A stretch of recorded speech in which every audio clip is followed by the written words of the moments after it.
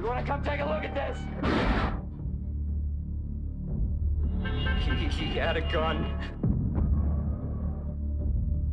He's 2 murders away from completing his masterpiece. Okay, here we go. We are rolling. Ready and action. New Line Cinema and producer Arnold Kopelson team up with director David Fincher to bring you a thrilling film of mystery and suspense, starring Brad Pitt, Morgan Freeman, and Gwyneth Paltrow. 7. Very nice. Much better. Okay, here we go. I think we're ready. 7 is a new mystery thriller in which 2 homicide detectives are in a race against time to find a killer whose bizarre murders are patterned after the 7 deadly sins. There are 7 deadly sins, Captain. Gluttony, greed, sloth, wrath, pride, lust, and envy. You can expect 5 more of these. Morgan Freeman plays Lieutenant William Somerset, a burnt-out cop on the brink of retirement who is forced to break in and train his new replacement.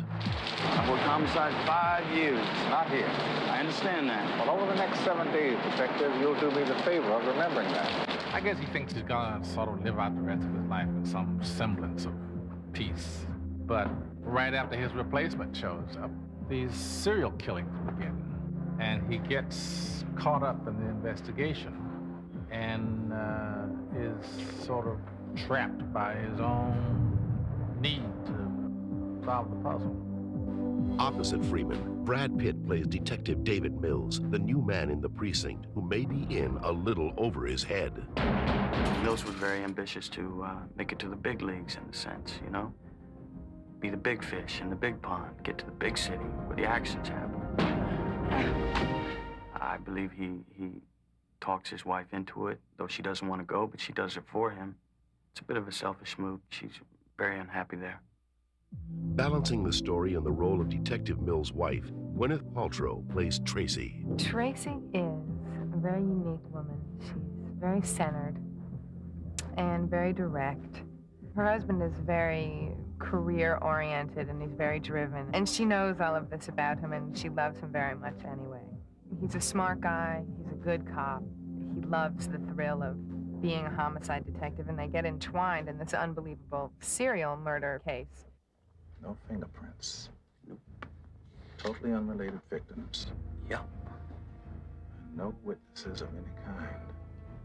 I don't get it. Well, we're up against a very bright man who has an enormous amount of will and patience. John Doe is out to prove a point. I feel like saying more, but I don't want to ruin the surprise. His victims are all guilty of one of the 7 deadly sins. There are 2 more bodies, 2 more victims. He's going to show the world its wrongdoings. 911, what's your emergency? I've gone and done it again. It's his good work to eliminate them. Just a bad, bad man. Truly evil.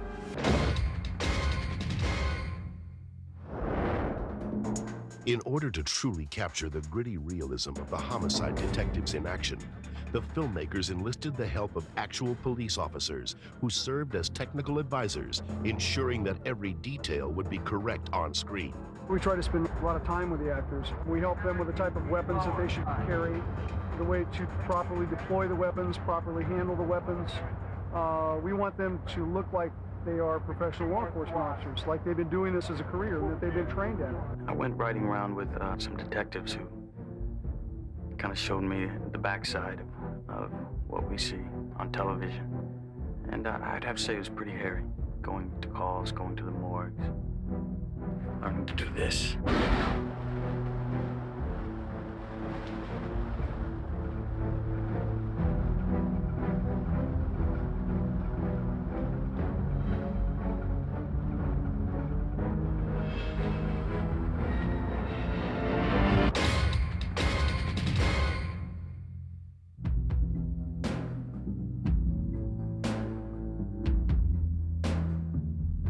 Perfect casting. Morgan Freeman is one of the great actors of our generation. He carries this wisdom with him that is so evident, so apparent, you can't help but just have ultimate respect. A reason to knock on this door. Think about it. I have not seen a movie star like Brad Pitt since the 40s. He's a movie star in every sense of the word. He's terrific. He's a fine young man and constantly absorbing and giving, you know. It's great. Here we go. Quiet now. And rolling. Marking. And action. There was so much tension and mystery. You could see the audience right on the edge of the seat. We're gonna get who did this. Brutally honest. You know, no fluff, nothing light here. It will shock. It will disrupt. It's so hot, so exciting, so terrifying that I can't even go into it because you won't even believe what I'm talking about. Have you ever seen anything like this? No.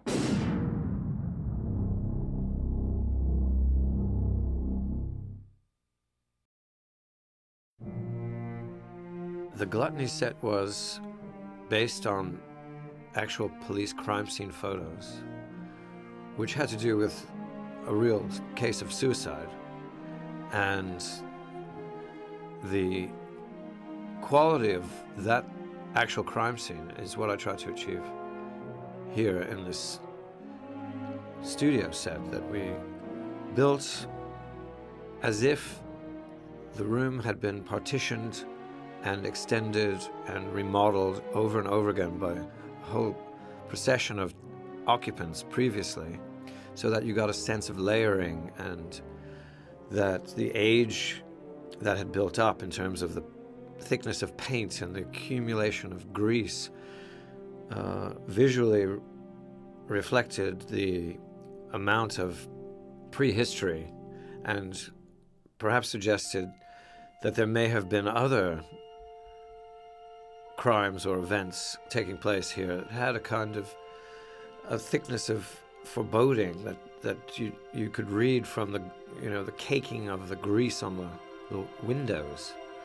It was just the neglect and the obsession of the character that you found who occupied these spaces that was just written on the walls. For the Greed murder scene, we made it an elegant office, and an elegant office is not a lot, you can do with the atmosphere of it. I mean, I could talk about what interested me in the design of that was the articulation of the ceiling beams and the finishes of the wood veneer and the detail of the doors, but it's not very powerful compared to a lot of the other design elements. What was interesting was, recreating the composite of that set with the approach from the side door and the back spaces rather than the normal kind of front door entry where you're coming in. And that was really David's idea. That's how he wanted to shoot it, and to accommodate that kind of rear entry. We ended up deciding to build it because we could never find anything that had that physical layout in an existing location.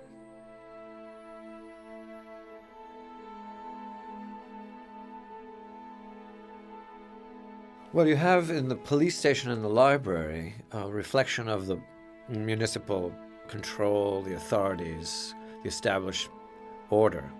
It participates also in design elements that have to do with period films, film noirs, particularly in the police station. And we wanted to give them a sense of the precedent of everything that went before in the life of this city. It's a city of, it has a kind of history to it, whereas all the murder scenes and the crime scenes were driven, the design of them was driven by the characters themselves, and they're trying to represent their sins visually in those rooms.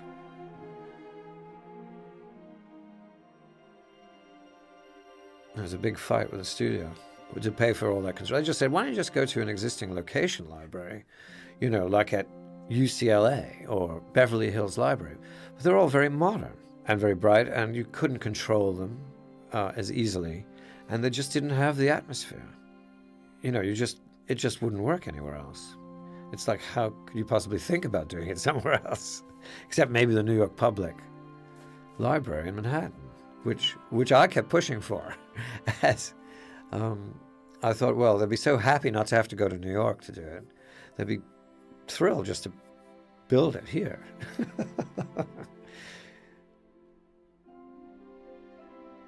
In certain cases, the rooms were used as offices, but we were using them as residences. And I think the confusion of that helps to kind of also wrong foot the viewer to the point where you don't really know where you are, and the danger that you sense from the SWAT team not knowing what's through the next door is amplified because it's not a typical place to live.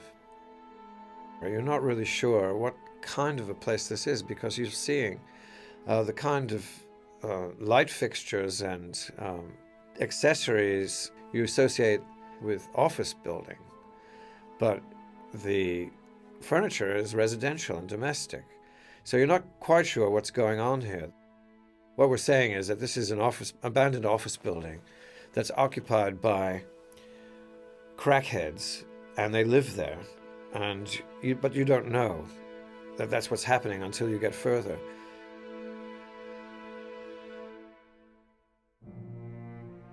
I think the design of the interiors is always tailored to the victims, and that the people inhabiting the spaces are placed according to their position in the world we're living in, their place in society.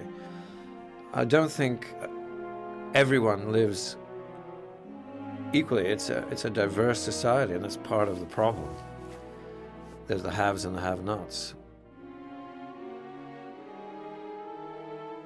The Red Cross idea came from a search for trying to illuminate the environment of John Doe's apartment using a mixture of all kinds of different light sources. I decided that because we couldn't use daylight, I would use every other kind of source I could find. And so if you look, there are fluorescents, there are incandescents, there are neons. So it just became logical to have a neon, and when I considered, what the neon should be, it just seemed to me that a man like him should have a neon cross. Well, the approach to the interiors is very cave-like, and as you move through it, you feel like you're descending into a basement world, particularly since we painted all the windows black. There's daylight outside, but we've closed it off, so you're now subterranean. The only light that exists is either artificial, a red neon cross, or a fluorescent tube. But there are also scratchings on the windows of various obsessive symbols of various kinds of graffiti, John Doe's graffiti, that leak little chinks of light into an otherwise a dark, lightless world, a world with only darkness. We tried to achieve in Lust the seediest, most indulgent, corrupt environment we could possibly muster, the lowest of the low.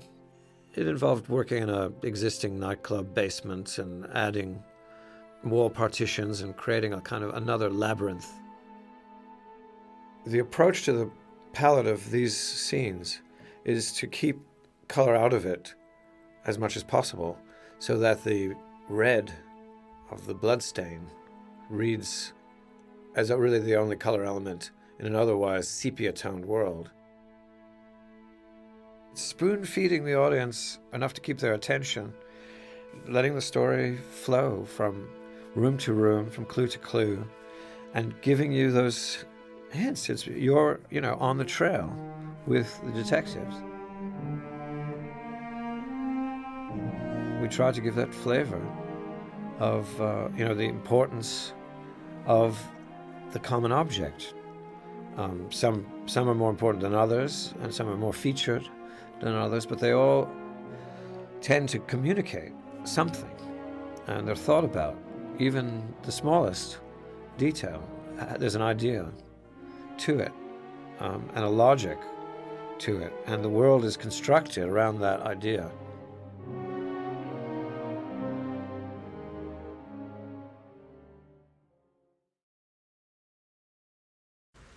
Mi Casa, the name of our studio, says it all in a way, because Mi Casa means my house, and actually we're in my house, and this is really a home theater, a very high quality home theater that really sort of emulates where people are going to be listening to this DVD. And what we do here basically is convert the theatrical soundtrack to a DVD soundtrack. Now with 7, New Line and David Fincher said, let's take this one step further. Let's back up before the step of the final mix for the theatrical print, and let's actually remix the movie for DVD and make the mix as best as it can be for the home theater platform. All the sound stages in movie theaters are set up to a curve called the X curve, which was sort of defined in the early 70s, and has quite a bit of a roll-off starting at about 2.5K. It starts to go away. One of our jobs here at Mi Casa is to re-equalize the film soundtrack or the stems themselves to compensate for this equalization. The way we went about it was we took the pre-existing stems, as they're called, of dialogue elements, ambience elements, effects elements, and music elements. Each one of those about 6 tracks wide. So we're looking at about 24 tracks of stems, and had them transferred from their analog masters to digital 24-bit 48K. Like they say, it's the sound of silence. When you hear something coming off the mag, an analog mag, print master, for example, you actually hear the sound of the medium.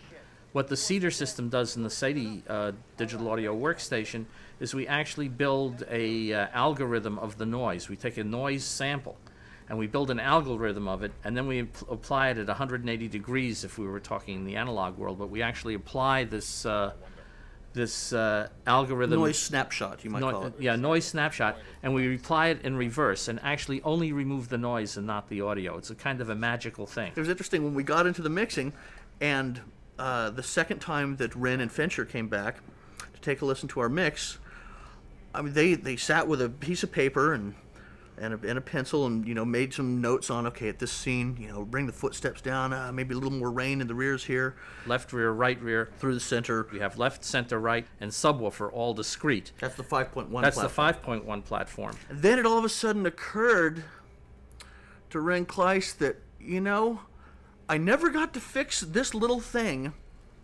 in the theatrical mix. Could we fix that? Of course we can. We're going through this again. Oh, and there's also this water droplet effect. Can we add Off that? a guy's hat. Sure, we can do that too. The guy's in the rain and there's water on his hat. And he goes down like that and you hear the water ploop. It's kind of a strange generic disc, but it has every format on it so that basically it covers the entire territory and really allows the film to develop its full potential no matter what format and what playback system you have at home. Dolby 5.1, DTS 5.1, the LTRT, which is the fold down to the 5.1, and the two 5.1 playbacks can be decoded into 6.1 using EX or ES decoding. Doing that, we went through and looked at the ambient stems and the effect stems and tried to find things that we could actually enhance by putting them into a center rear channel. For example, the flyby in the end of the helicopter, yes, which now really moves. You feel it moving around the room. It comes off, it's off the right rear, through the center, over to the left rear, or is it left rear or right rear? I'm not sure. You guys find it in the movie. You guys find it in the movie. But there's some other scenes where there's effects of some, it sounds like butterfly flapping or scissors cutting, and they're flying all around your head. We went in and edited them and put them in the center rear channel and the left rear channel, right rear channel, and actually gave the more rain in the rear. Gave the center rear, not to be confused with the center front, but gave the center rear some information that was unique to itself, as opposed to just, smearing the original stereo rear across the back.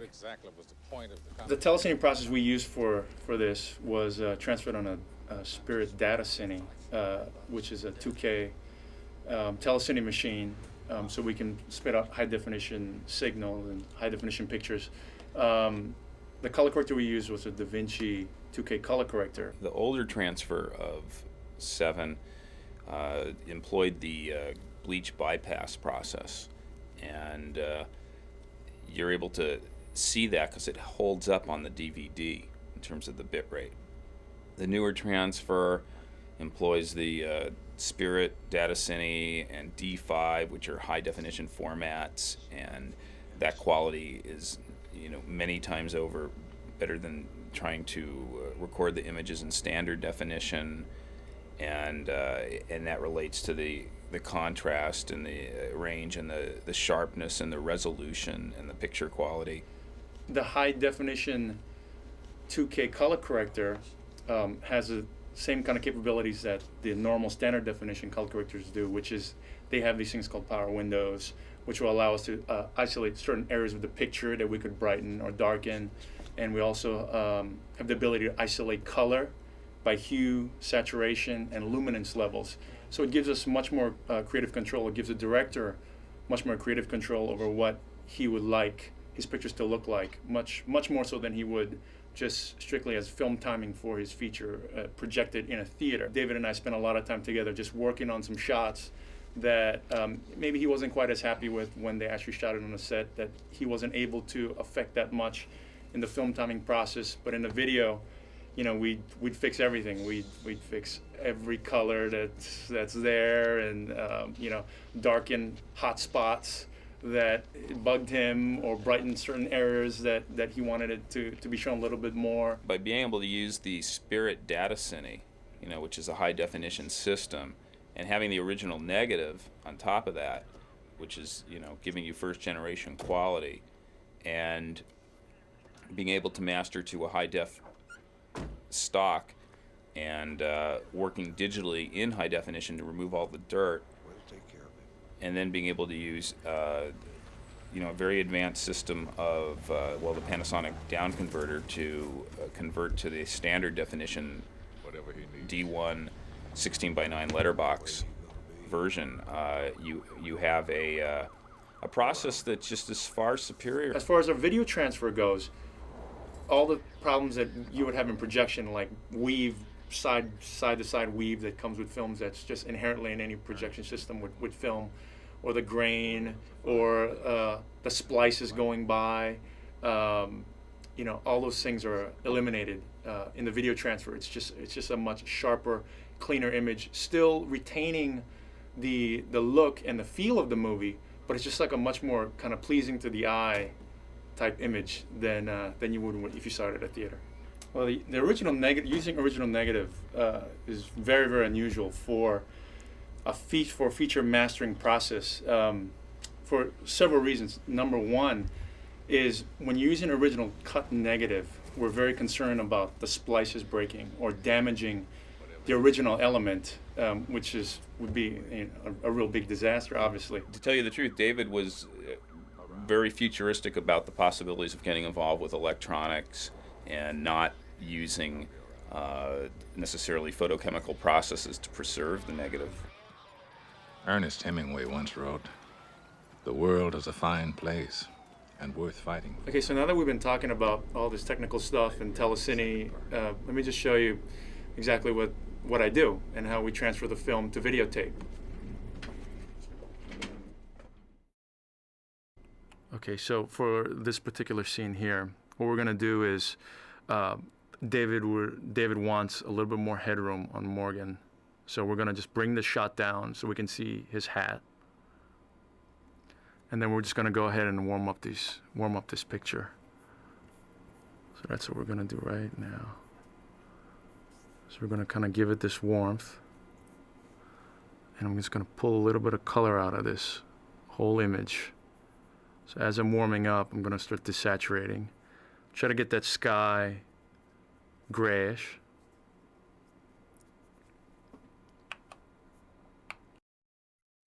Just for a second here. What I'm matching here is this is a still of a color correction that we set that's kind of like the basis of matching all the other shots to. So I'm kind of matching densities and skin tones and stuff to make it seem like they're all in the same area here. As we see here, the skies are totally different, but we're just going to try to get it to that same kind of tone to make it feel like it's in the same area. So that's what I'm doing right here. So I'm going to keep that correction there.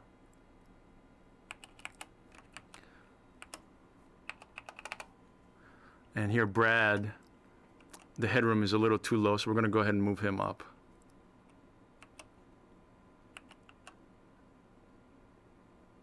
Okay, so we're going to take a look at this shot here. As we see at the beginning, Morgan's head is kind of buried in the frame here, so we're going to bring him down a little bit. I'm just going to go ahead and reframe the shot. And there at the end of the shot, he just kind of, there's a lot of headroom there. So what I'm going to basically do is put a correction in, which I'll do just in a second. I'm going to go ahead and recolor this and make this warmer, which is what David wants this scene to look like. And we're going to take out some color from it. So we're going to desaturate this just a hair. Trying to make sure that we take the blueness out of the sky there, give this warm late afternoon feel. So I'm going to match this up from, and as we can see, the skies are slightly different, but we just kind of want to give it that same feel and just make sure it's not like a blue sky kind of day. So we're going to go for that color there. And now what we're going to do with the shot is right at the end where we see there's a lot of headroom there, we're going to take some of that headroom out. We do this, I'm going to put a dissolve in here. We'll do a slow transition. So when it finally hits that shot, we'll get the headroom back to somewhat more decent level.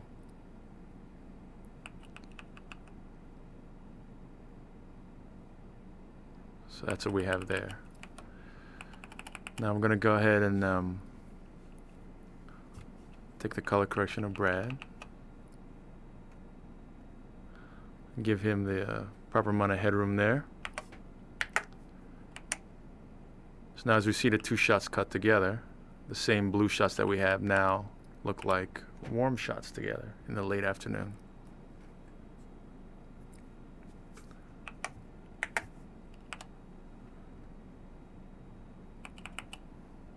Take the same correction here.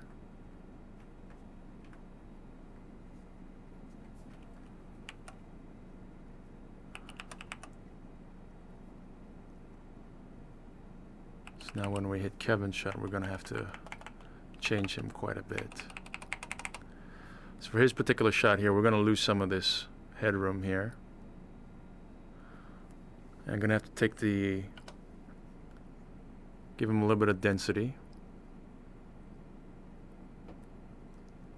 So there's a little bit more harsh shadows on him, like we have here. And we're going to have to fix that sky. So again, what I'm going to do is just take some color out. Start giving it more of a warm feel.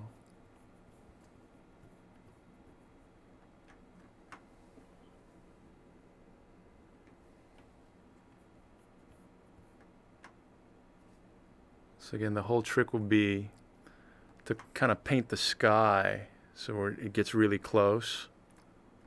And then from there, because that'll be the hardest thing for us to color correct. And then from there, what we'll do is we'll start affecting the rest of his face and the skin tones.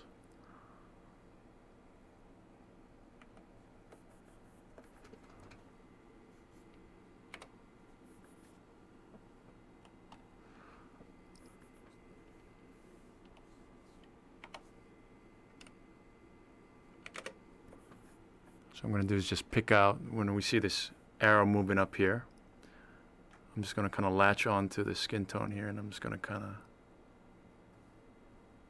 we can see how it just kind of latches onto that color.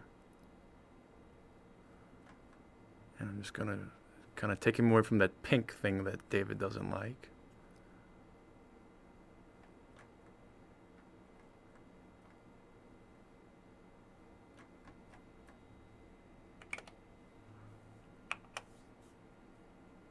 I'm going to kind of give him that kind of color there. Maybe just take a little bit more pinkness out of the face.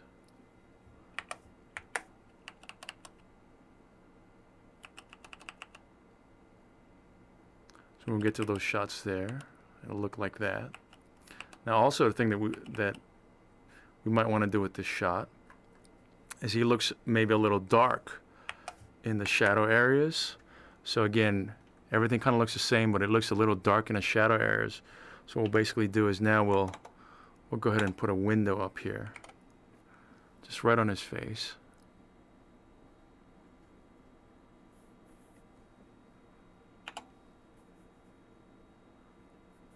Just gonna kind of do something like this.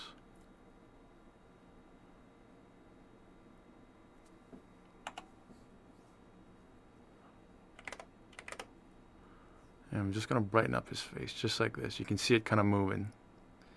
Just take a little bit of that harsh shadow, just a little bit up. We'll soften it up just a little too. So we can see the difference here, just like this. So we're just doing a small, little bit amount of detail here, just to make things match a little better with all the faces.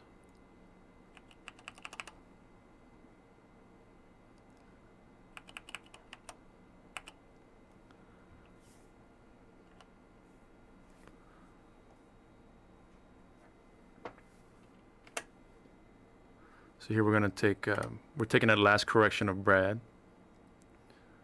And it just looks a little dark in the shadow, so we're going to go ahead and bring that down, bring that up. Give him just a little bit more headroom. When they have these handheld camera moves, sometimes it gets a little hairy for them and the headroom gets a little tight, sometimes it gets a little too much. So we'll go ahead and reframe that here in Telecine.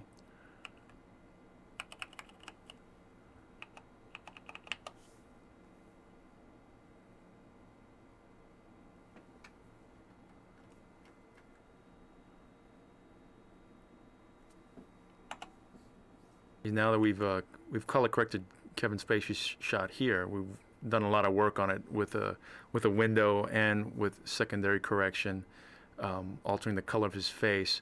I can now use that correction and sizing on the same shot when it comes up later in the film, which is like right here. So we can just pop that correction right in. I don't have to start from scratch. You can see the difference here of the way it looked like on the negative and what we're doing to the film now, to kind of give it this feel of this pretty dark, late afternoon kind of feel that David wanted for this particular scene.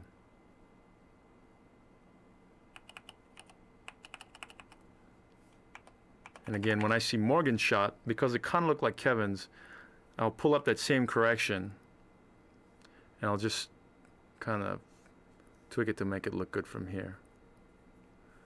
But I can use that as a starting basis for particular shots. So when I see shots that kind of look the same as other shots, I can kind of pull those same corrections up and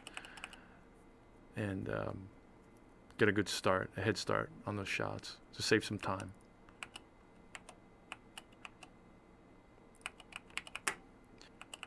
So now we have Brad's shot here. That's going to be a little difficult because this shot was very red to start with. So to get the blue out of the sky,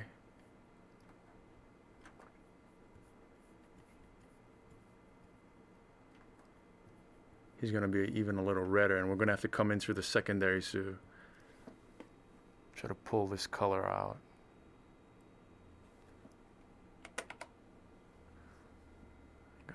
Let's start from scratch on this shot here.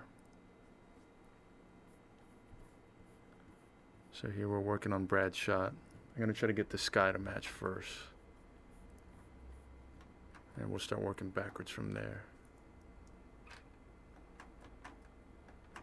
And we can see here, by getting the blue sky to a more neutralish color, I'm going to have to add red, add some warmth to it, which his face was already really red, so his face is even going to get redder here. I'm going to have to kind of come in through the secondaries to eliminate that as much as possible.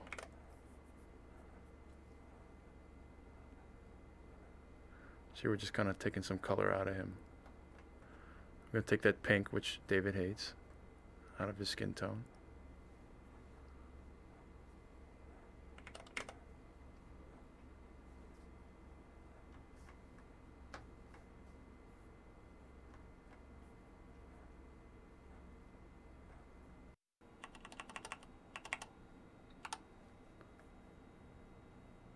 So we're going to look for a correction of Morgan's.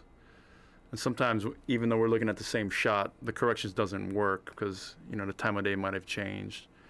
It could be maybe take 14, the lighting totally could have changed. So we're still going to have to adjust the shots.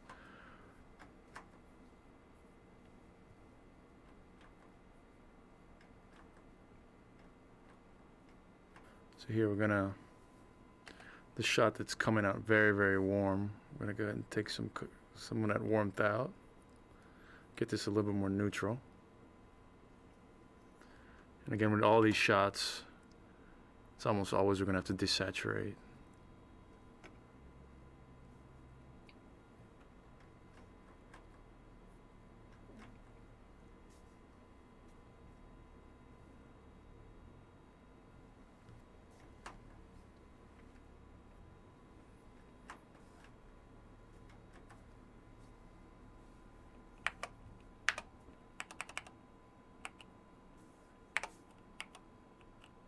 Here, this particular shot, we're going to have to add a lot of warmth to this to get the blue out of the sky. Again, we're going to desaturate this shot.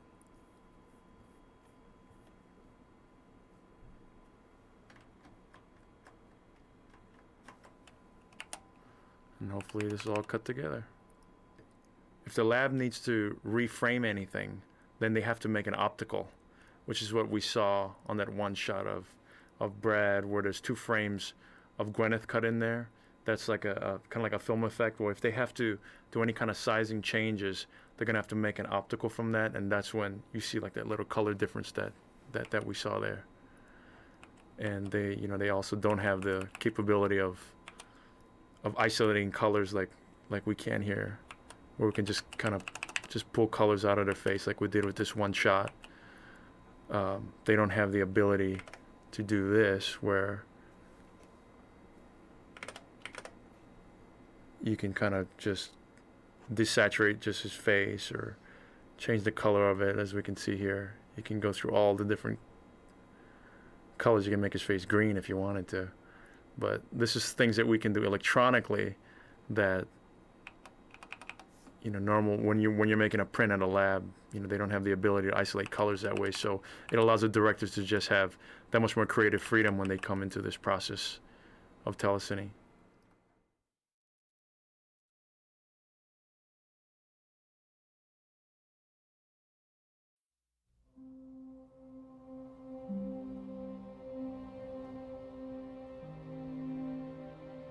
I am Melody McDaniel.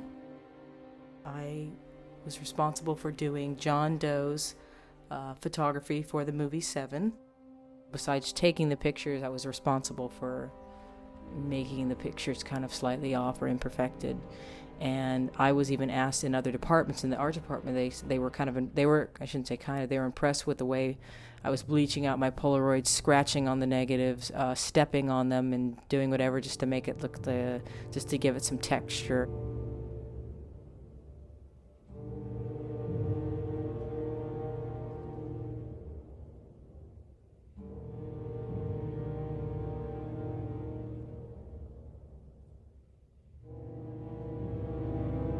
For the gluttony photographs, I brought this old land camera in because I was imagining that John Doe was somewhat of an amateur photographer, so I visualized him just sort of going into a thrift store, a secondhand store, and buying a cheap camera that is like an old-fashioned camera and just kind of making it work. I brought in my land camera that has a lot of light leaks in it, holes in it, so it's not perfect. So with the gluttony pictures, I went in and made things a little bit more abstract. That's what I wanted. I knew that I wanted them to look different than the crime scene type of photography, which is very Ouija-esque, flash, hard flash, very contrasty, where my pictures, I wanted them to feel a little blurry, I wanted them to see a little scratchy and have like imperfections on them, and being through that kind of camera, which was an old land camera, would help me give that effect, like even the lens being a little slightly soft, so nothing was really sharp. You know, some things were one part of the frame would be in focus and the other part would, you know, half wouldn't, and I thought that might be an interesting way for John Doe to take his photographs.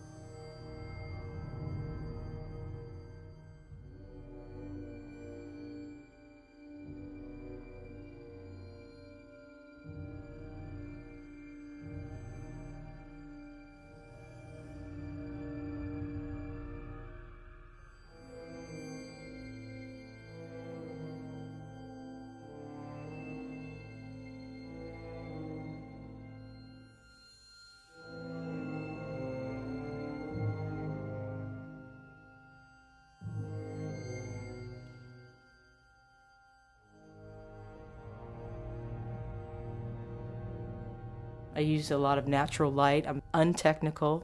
I don't use a lot of technical techniques to make my work, my images happen. I tend to just do a lot of guessing, and things just happen, and I get a lot of interesting mistakes that'll come up that I may not be able to recreate, but sometimes it works for the advantage and sometimes not.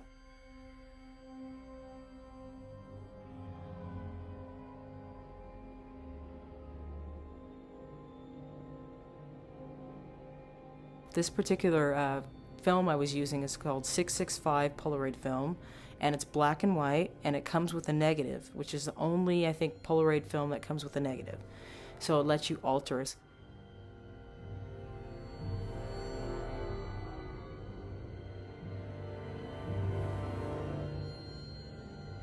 The Polaroid film comes with a coater. If you don't coat the picture, it'll fade. It'll start to fade. So instead of coating them immediately, I just let them sit, and I let them kind of, even if I had my photo assistants take them outside of the studio and bake them in the sun, so they started bleaching out. And then I even sometimes would take that after bleaching them, I'd pick up the photograph, stick it back onto the negative, and so to create this weird texture. I just was very messy with them. So it was very interesting. And David, I went and presented this to David just to make sure I was I was on the right track. If this was something interesting to him, and he loved it. He goes, even push it more, make them more distorted, make it so even if you barely even have an image on one of the Polaroids. So I gave him a variety of that, and I noticed that with the Gluttony, I focused on my Polaroid camera, and also I did use a 4x5 land camera, because I used, again, they had the Type 55 film for the 4x5 camera, which I can do the same thing with the Polaroid.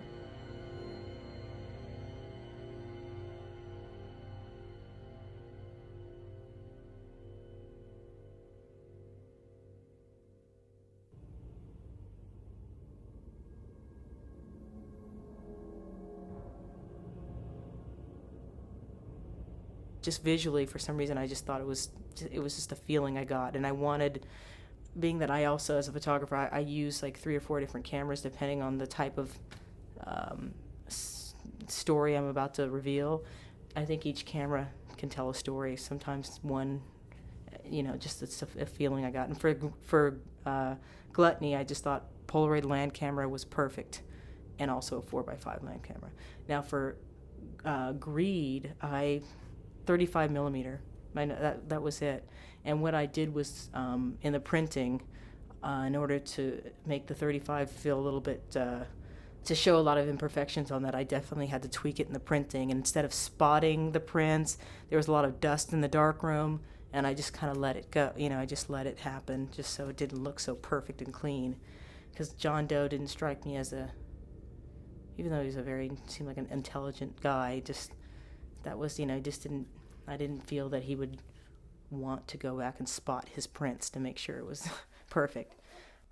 Again, not being experienced, I kind of walked in feeling a little, I shouldn't say a little, a lot unsure of what I was going to do, but I just went with what I thought would be the best. And I started to set up as I had to pretend like I had to kind of get into John Doe's head as if, like, what are the steps he would take to get through to this, the lawyer I think I was supposed to kill through with the camera.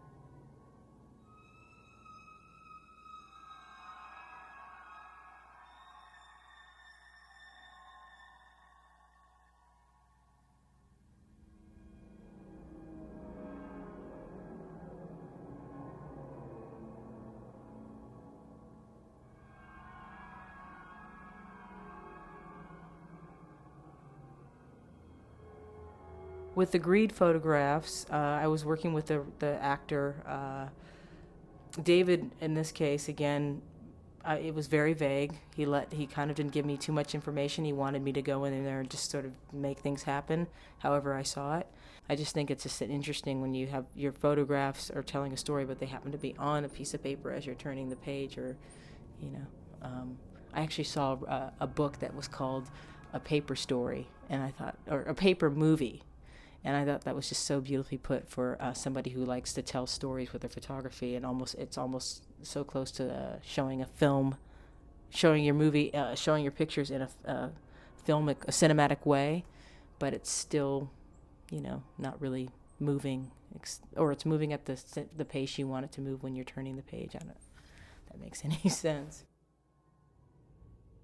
I was first a fly on the wall spying on him, so I had a Nikon 35mm camera with a wide lens, just so it felt like I was kind of distant. And then I started with a wide lens, so I was kind of far away.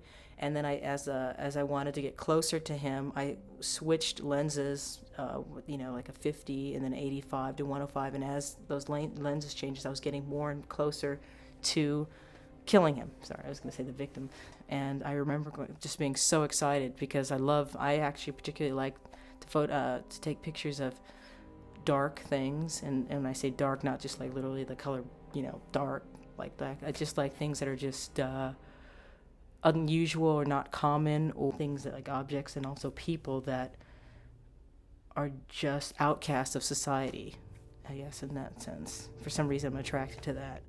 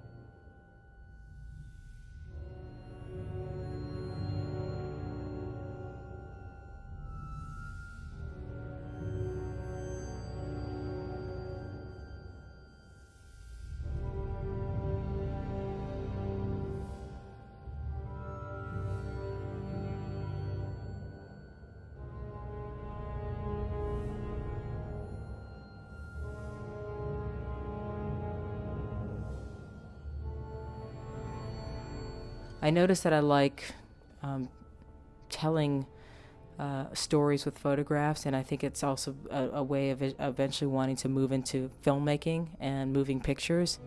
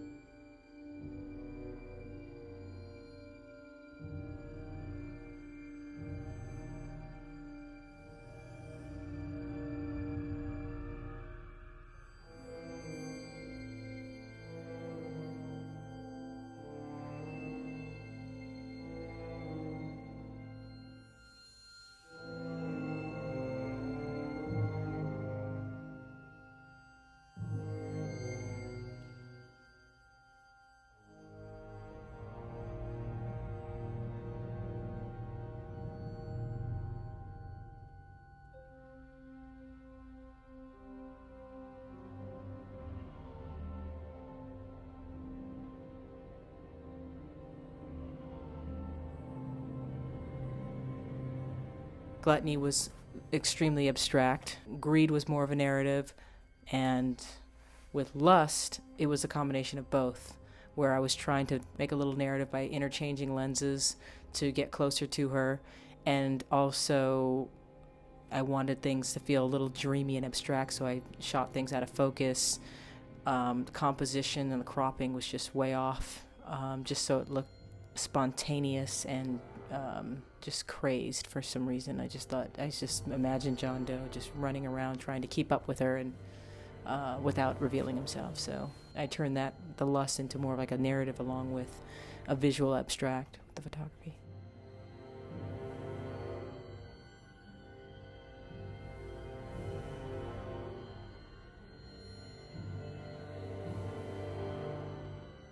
I work with assistants, sometimes a couple, sometimes in the case with 7, I had 3 assistants, and they helped me with the process by manipulating the photographs, the Polaroids, and also the exposure, helping me scratch the negatives. They would take the film outside and step on it.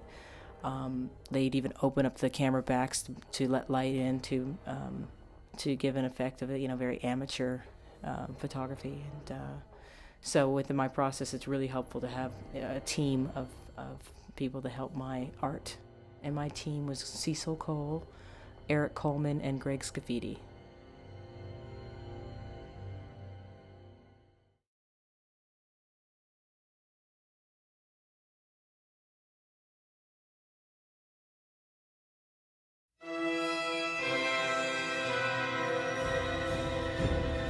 When you have 6 weeks to pre-produce a movie, which is about what we had, you have to find people who are going to be able to deliver unsupervised, because you just don't have time to be there.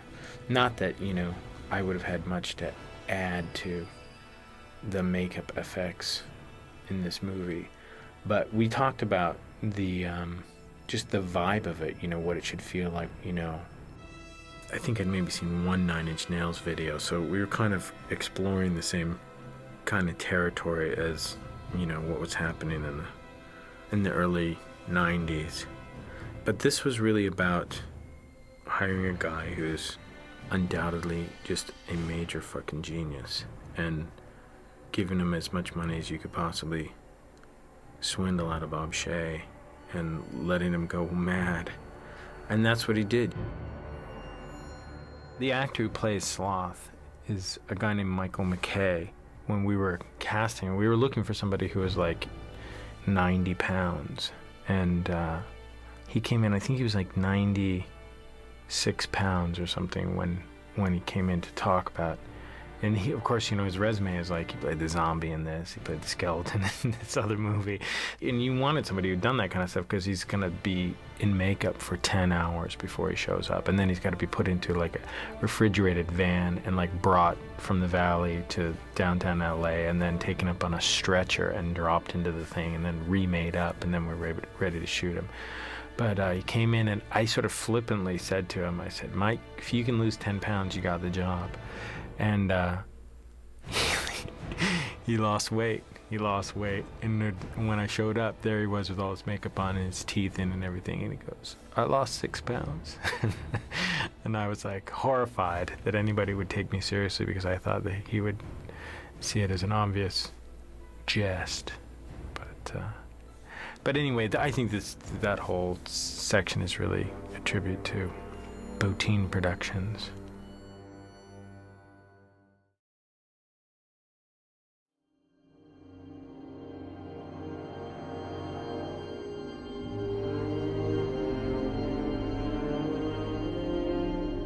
All these photographs, I had no idea what I was up for until I actually looked at the real thing, what the police department actually had. They're pretty gritty, very, very contrasty black and white pictures.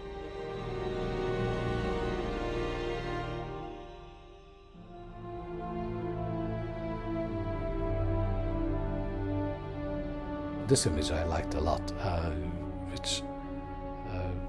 in a way, it also gave some of his psyche of this dismemberment of a little.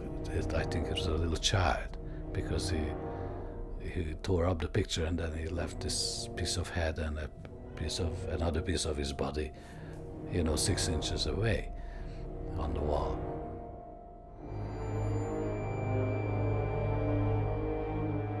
Shot all with flash. The police department doesn't believe in available light. It's more in the details and minutiae of a crime scene. Well, the existence of a photographer is sort of a pretty solitary. You're always outside, you're looking in.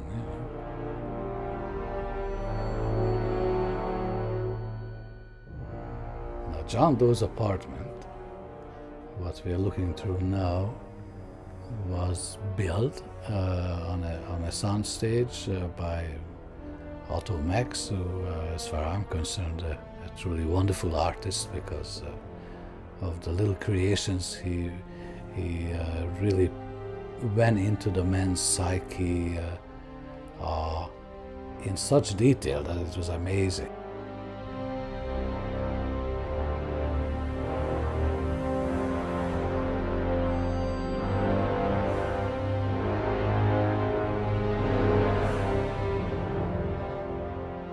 In one room, he set up like what seemed like a little museum of horrors, of images about other people's murders, other crime scenes, like glorifying it in such a way that it was actually artistic.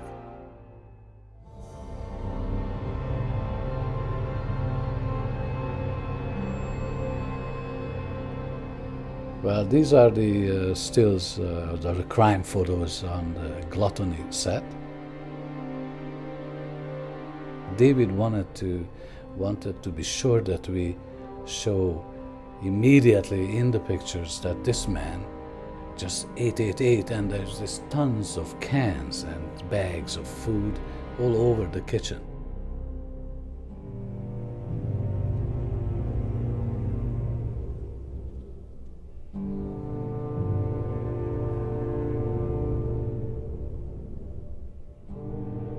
I love this picture of the back of the man's head. You don't know if he's dead or alive, but by seeing these rows of fat even on the back of his head, you get the message. The side view, well, there you see the whole thing. We had amazing makeup artists. Slot was like a combination of images which showed so much degradation that you wondered how could a human being be put through that and survive, 5 minutes. And this was truly one of probably the sickest of the murders for me to photograph the aftermath. Luckily, the body was removed. This is downtown Los Angeles, a real apartment where nobody lived for decades, I think. And it was just the filthiest thing.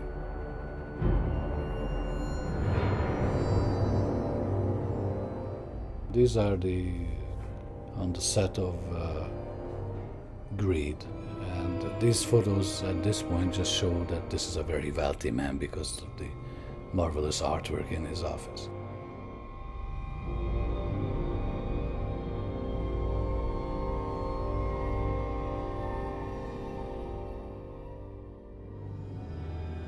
You had the sense that she did not want to be seen like this ever, because she was a beautiful model, and she rather died.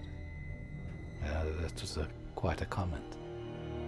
It's not as upsetting, at least not to me, maybe because it's black and white, than what I imagined this could have looked in the real scene, in the real crime scene.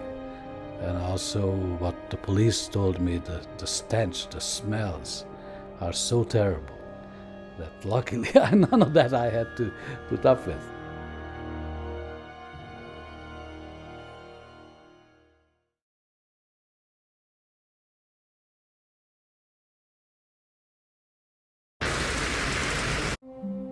is Peter Sorrell, and I am what they call a unit photographer, or a still photographer. My usual work, of course, is 75% color, and it involves the actors. Movies publicity and advertising dictates that that is what I have to do.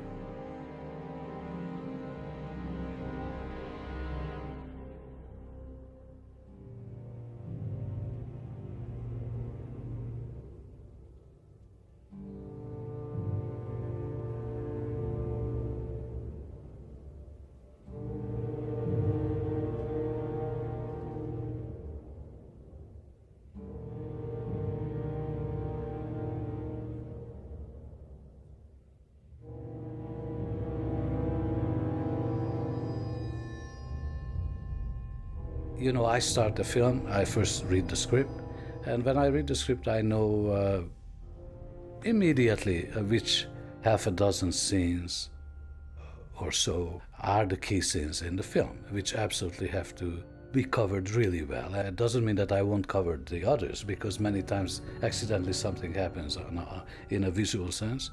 But dramatically speaking, you have to do those scenes which will enable the production company to the publicity arm of the company to market the film.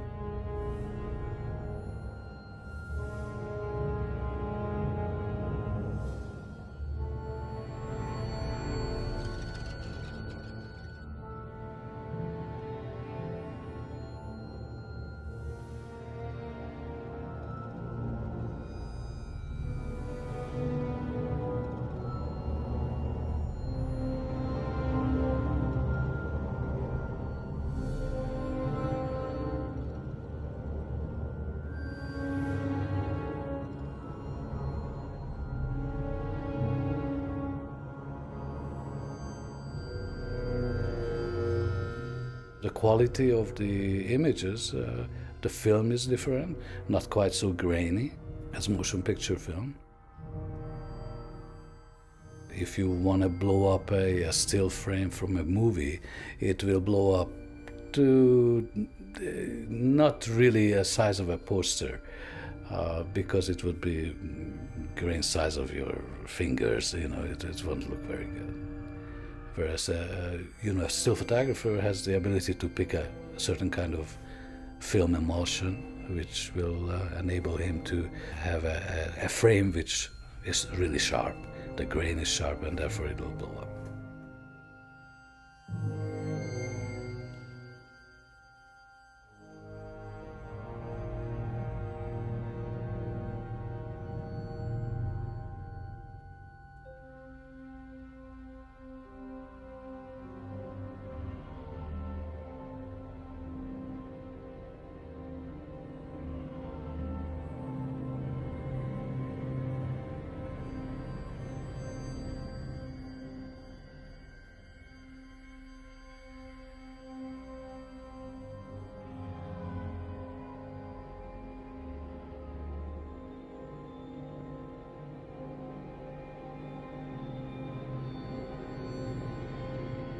What we do started out in the early 1920s, when to do a still shot you have to had a large camera, you know, and an assistant, and everything stopped and everybody posed, and this industry was based on that the still photographer is around the camera crew and around the actors, and he works usually when the shot is finished, he comes in.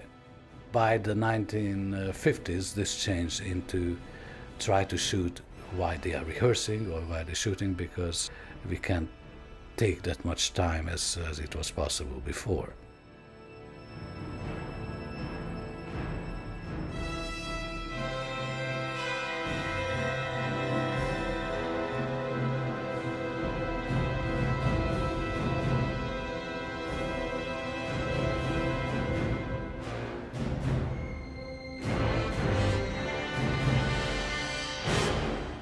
All the rest, what I do, when you say, oh, well, okay, you're an artist, Well, it's very nice to think so. However, many times the artistic pictures would be totally unusable for their purposes. And I don't mean this as a judgment for any company. It's the reality of what I like to do. Maybe is a picture of an empty set or of a shadow, and many times these pictures are totally useless. So you do this on your own time after you've done the material, what you have to, why they hired you. That is why you're there, and first you perform, then you play.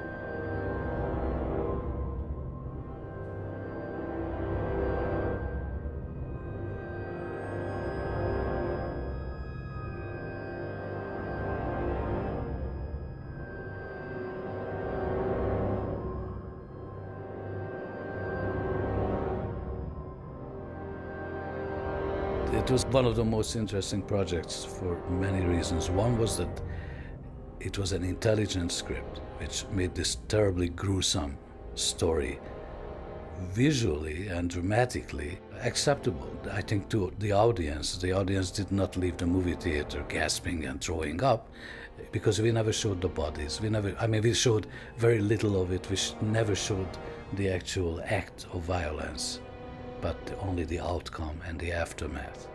So I really appreciated that. It was intelligent.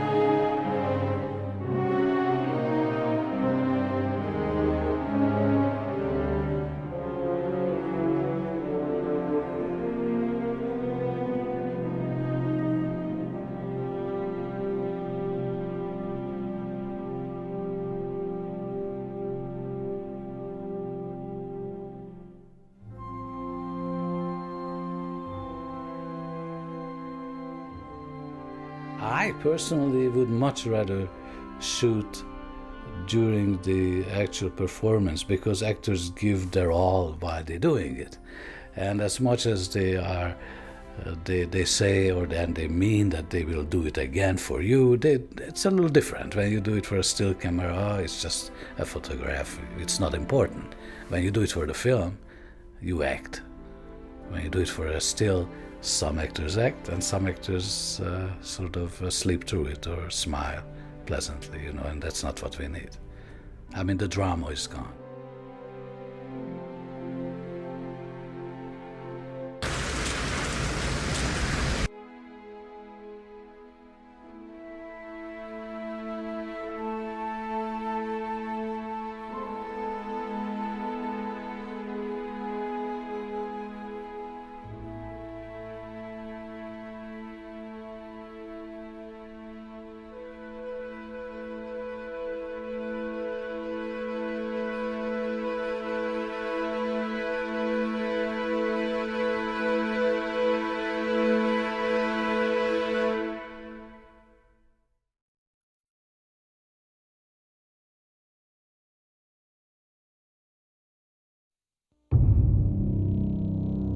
Do you like what you do for a living?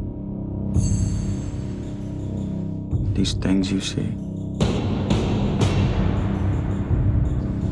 You have to wear blinders sometimes. Most times. Detective William Somerset is looking for a way out. You're retiring. 6 more days and you're all the way gone. So how long have you lived here? Too long. Detective David Mills is looking for a way in. We'll be spending every waking hour together from now until the time I leave. I'll show you who your friends and enemies are. Look, I've worked homicide 5 years. Not here. Now, Ladies and gentlemen, we have ourselves a homicide. they're caught in a game. No fingerprints and no witnesses of any kind. Nope. About the only thing we know about that guy right now is he's totally insane. Where the price of sin is death. There are 7 deadly sins. Gluttony, You're going to come take a look at this? greed, No one touches anything. sloth, wrath, pride, lust, and envy. 7. You can expect 5 more of these. The body was found on Tuesday morning. I hate this city. We're gonna get who did this. This will be the very definition of swift justice. There are 2 more bodies, 2 more victims. This guy's methodical, exacting, and worst of all, patient. He's laughing at us. He had a gun. He's 2 murders away from completing his masterpiece.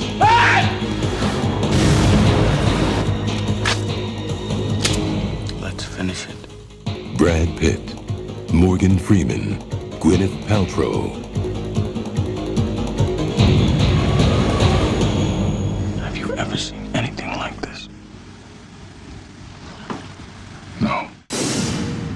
7.